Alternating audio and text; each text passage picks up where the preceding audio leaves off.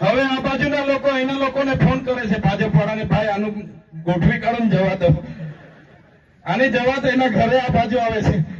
વચ્ચે છોટાઉદેપુર વાળાએ આ બાજુ ફોન કર્યા, દાહોદ વાળાએ ફોન કર્યા, આ તાપી વાળાએ કે ભાઈ આને ડેડિયાપાડામાં જવા દો, નહીં તો અહીંયા અમારું પૂરું થઈ જાય. તો આ તાકાત, આ હિંમત એ મારા એકલાની નથી. મારી સામે, મારી સાથે મારા સરપંચો છે, મારા જિલ્લા પ્રમુખ છે, મારા ઉપપ્રમુખો છે, મારી ટીમ છે. આ નાના નાના છોકરાઓ જે જુવાનીઓ બધા દોડે છે, એમનો સહકાર છે, મારા વડીલોના આશીર્વાદ છે, મારી માતા બહેનોની દુઆ છે, આશીર્વાદ છે. ત્યારે આ તમારો દીકરો આવડી મોટી સરકાર સામે બોલે છે.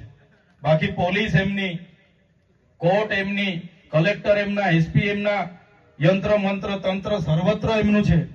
મારી કોઈ ચાલે નહીં. પણ તમે છો, તમારા આશીર્વાદ છે, તમારો સહકાર છે, તો હું જનતા માટે લડું છું. અને કુદરતને પણ પ્રાર્થના કરું છું મને શક્તિ આપે, કોઈનું ખોટું ના કરું, અમારી જનતાનું ન્યાય માટેનું કામ કરું, એ જ વિનંતી કરું છું. પ્રશ્નો ઘણા છે, સમસ્યાઓ ઘણી છે, પણ આવનારા દિવસોમાં ચૂંટણી પણ છે, એ પણ મહત્વની છે. વર્ષોથી ભાજપ ભાજપ ભાજપ ભાજપ કરીને 30 વર્ષ એમને લાવ્યા છે. કોઈ એમણે ઉદ્ધાર કર્યો નથી. અહીંયા બેઠેલા બધા જ નેતાઓને તમે જરા જોતા હશો, વિડીયોમાં હર હંમેશ લોકો માટે અમે લડીએ છીએ, લોકોના પ્રશ્નો અમે રજૂઆત કરતા હોઈએ છીએ, લોકો માટે અવાજ ઉઠાવતા હોઈએ છીએ. અને ભાજપના નેતાઓ તમારા વિસ્તારમાં હશે, એમને વિચારજો, એ કોઈને ધમકાવતા હશે કે ભાઈ તારું ઝૂંપડું નહીં આવવા દે, તારું મીટર કપાવી લઈશ, એ પોલીસની ધમકી આપતા હશે કે પોલીસ મોકલી આપીશ, અમારી સરકાર છે. ઘણા લોકોને, સરપંચોને પણ ડરાવે છે, કેટલાક આગેવાનો ડરાવે છે કે ભાઈ અમારી હાથે રહેજે, બાકી તને આમ નહીં મળશે, બોર નહીં આપવા દે, રોડ નહીં બનાવીશું. ત્યારે એ ભાજપના નેતાઓ જેવું અમારું કામ નથી. અમે સત્તામાં છે એટલે સેવા કરીએ છીએ એવું નથી. સમાજ માટે અમે સત્તાના મોહ નથી રાખતા. જ્યારે સમાજને ક્યાંક પણ હાનિ પહોંચે, અમારા થકી ક્યાંક પણ સમાજને નુકસાન થાય છે એવું લાગશે, એ દિવસે અમે રાજનીતિ પણ છોડવા તૈયાર છે, પણ સમાજને ન્યાય અપાવવા માટે હર હંમેશ અમે લડીશું. સમાજના હિતો ની સામે અમારા વ્યક્તિગત હિતો ક્યારે અમે આગળ નહીં લઈ જઈએ. સમાજના હિતો પહેલા, સમાજનું ઉત્થાન પહેલું, પછી અમારી રાજનીતિ હશે, પછી અમે રાજનીતિ કરીશું. અને આમ આદમી પાર્ટીમાં મહત્વની જવાબદારી છે. ત્યારે આમ આદમી પાર્ટીએ પણ ચોખ્ખું કીધું છે કે આદિવાસીઓના જે બંધારણીય અધિકારો આજ દિન સુધી નથી લાગુ થયા, આપણી સરકાર આવશે લાગુ કરીશું. ટ્રાઇબલ એડવાઇઝરી કમિટી આદિવાસીની બનાવીશું. વન અધિકાર અધિનિયમ અંતર્ગત જે પણ લોકોની સનતો બાકી છે એમને સનતો પણ આપીશું. શક્ય બનશે, એક બાજુ ઉકાઈ છે, એક બાજુ નર્મદા છે, એ ડેમોનું પાણી પણ આ વિસ્તારને મળે એવું કરીશું. આ વિસ્તારમાં 505 આપણા જિલ્લાના શિક્ષકોની જગ્યાઓ ખાલી છે. આવનારા દિવસોમાં એ ભરવાનું કામ પણ થશે. 181 ગામની પ્રાથમિક શાળાઓ નથી, એ બનાવવાનું કામ પણ અમે કરીશું. અને 12,333 બાળકો આપણા જિલ્લામાં કુપોષણથી પીડાય છે. આ વ્યવસ્થાના કારણે એ બાળકોને કઈ રીતના બહાર કાઢવાના, એના માટે પણ અમે વિચારીએ છીએ, પ્રયાસો કરીશું. આપણા યુવાન પણ પોલીસમાં પાસ થાય, આપણા યુવાનો પણ આઈએએસ આઈપીએસ બને, ડોક્ટર બને, શિક્ષક બને, એના માટે હર હંમેશ અમારી ટીમ ચિંતિત હોય છે, ચિંતા કરીએ છીએ. પણ આ તાનાશાહી ભાજપની સરકાર ઉપર છે એટલે એ આપણને અવોઇડ કરે છે, એમની મનચાહી કરે છે, આપણી ગ્રાન્ટનો ઉપયોગ એમના પ્રચારમાં, એમના પ્રોગ્રામોમાં કરે છે. ત્યારે સાથીઓ, આવનારી તાલુકા અને જિલ્લા પંચાયતો જીતવી આપણા માટે ખૂબ જ મહત્વની છે. આ લોકો બધા મનસુખભાઈ કહેતા હતા, મનસુખભાઈ સાથે આપણે, મારે કોઈ લેવા દેવા નથી, મારે આ ભાજપની પાર્ટી સામે લેવા દેવા છે. અને આવનારા દિવસોમાં આખા ગુજરાતમાં પરિવર્તન લાવીને આમ આદમી પાર્ટીની સરકાર 2027માં આપણે બનાવીશું. બાકી મનસુખભાઈ તો એલફેલ બોલે છે, કોઈ દિવસે મળે તો મારા તરફથી કહી દેજો, જાહેરમાં ડિબેટ અહીંયા જ રાખવા હું તૈયાર છું. એમના 36 વર્ષ થયા રાજનીતિમાં, મારા 36 મહિના થયા. વિધાનસભામાં મેં કેટલી આદિવાસી સમાજની રજૂઆતો કરી છે, કેટલા લોકો માટે મેં બોલ્યો છું. લોકસભામાં એમણે કેટલી આદિવાસી સમાજ માટે અવાજ ઉઠાવ્યો છે. એ જ વાત પર એમનું પાણી મારું પાણી મપાઈ જશે. એમના જેવો મેં બોલ બચ્ચન નથી. કેવડિયામાં એટલી બધી ધમાલો થઈ, ઝૂંપડા તોડ્યા ત્યારે આ દાદા ગુફામાં ભરાઈ ગયેલા. તે વખતે મળ્યા હતા કોઈને, ડાયરેક્ટ ગુફામાં જતા રહે. આ વિસ્તારમાં કઈ પણ આદિવાસી સાથે ઘટના ઘટે ગુફામાં જતા રહે. આપણા બાળકોની પોસ્ટ મેટ્રિક શિષ્યવૃત્તિ જયારે એમની સરકારે બંધ કરી, અમે લડતા હતા, એ ગુફામાં જતા રહ્યા. આ વિસ્તારમાં GNM ની નકલી કોલેજ ચાલતી હતી, અમે લડતા હતા, એ ગુફામાં જતા રહ્યા. આ જ પોલીસ અધિકારીઓ આપણા લોકોને દેવ મોગરા જતા લૂંટતા હતા, અમે SP સામે લડતા હતા, એ ગુફામાં જતા રહે. બસ ઉઠી બેઠા કે ચૈતર આમ, ચૈતર તેમ, ચૈતર તેમ.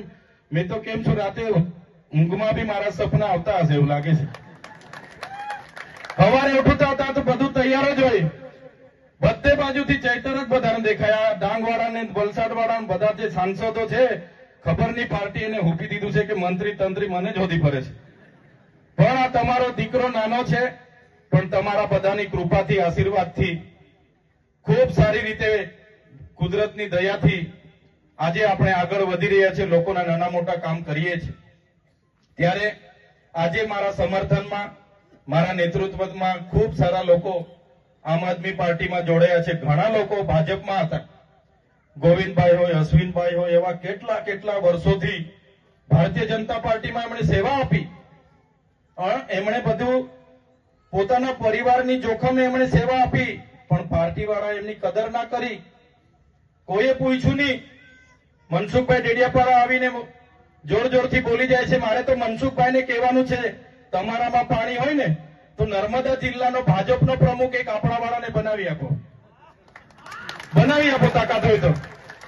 પાર્ટીમાં રજૂઆત કરો કે ભાઈ આદિવાસી જિલ્લો છે, ભાજપનો જિલ્લો પ્રમુખ આદિવાસી જ હોવો જોઈએ એવી માંગ કરો. જોઉં છું પાર્ટીમાં તમારી કેટલી હેસિયત છે, ખબર પડી જાય પાર્ટી વાળા કેટલું તમારું સાંભળે છે.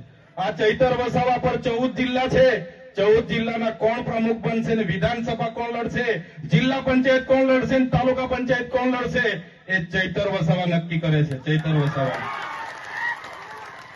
12 લોકસભા સંભાળું છું, 44 વિધાનસભા સંભાળું છું. આવનારી વિધાનસભામાં 44 વિધાનસભામાંથી 27 થી 28 ધારાસભ્ય ચૈતરભાઈની નેતૃત્વમાં વિધાનસભામાં જવા. માન્ય કેજરીવાલ સાહેબે મને કહી દીધું, માન્ય ભગવત માન સાહેબે કીધું, ઈસુદાન ગઢવીએ કીધું, મને ગોપાલભાઈએ કીધું, ચૈતરભાઈ તમે તમારા વિસ્તારમાં આમ આદમી પાર્ટીને મજબૂત કરો. દિલ્હીની ટીમ તમારી સાથે છે. કેજરીવાલ સાહેબે અખિલેશભાઈ ત્રિપાઠીને અને એમના ટીમને મારી સાથે મોકલ્યા છે. રાત દિવસ આપણા લોકોની સેવા કરવા માટે એ લોકો પણ તત્પર છે. ત્યારે સાથીઓ, આજનો સમય આપણા માટે ખૂબ જ મહત્વનો છે. એક બાજુ આપણી અનામત છીનવાઈ રહી છે.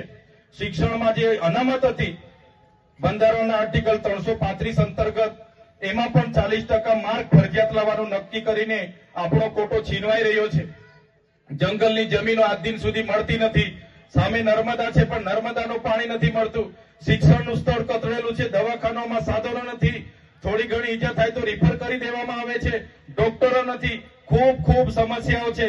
આજે જે જીગદામાં ઉભા છે, તાલુકો તો જાહેર થઈ ગયો, આજે એને 4 મહિના થયા, 4 મહિના થયા છતાં અહીંયા કોઈ છે નથી. 2-3 અધિકારીઓ આવે છે, દિવેલ પીધેલાની જેમ આખો દિવસ બેહી સાંજે પાછા જતા રહે છે. સવારે આવે, બપોરે ટિફિન ખાઈ લે છે ને સાંજે 4 વાગે નાહી જાય છે. કોઈ જવાબ આપતું નથી.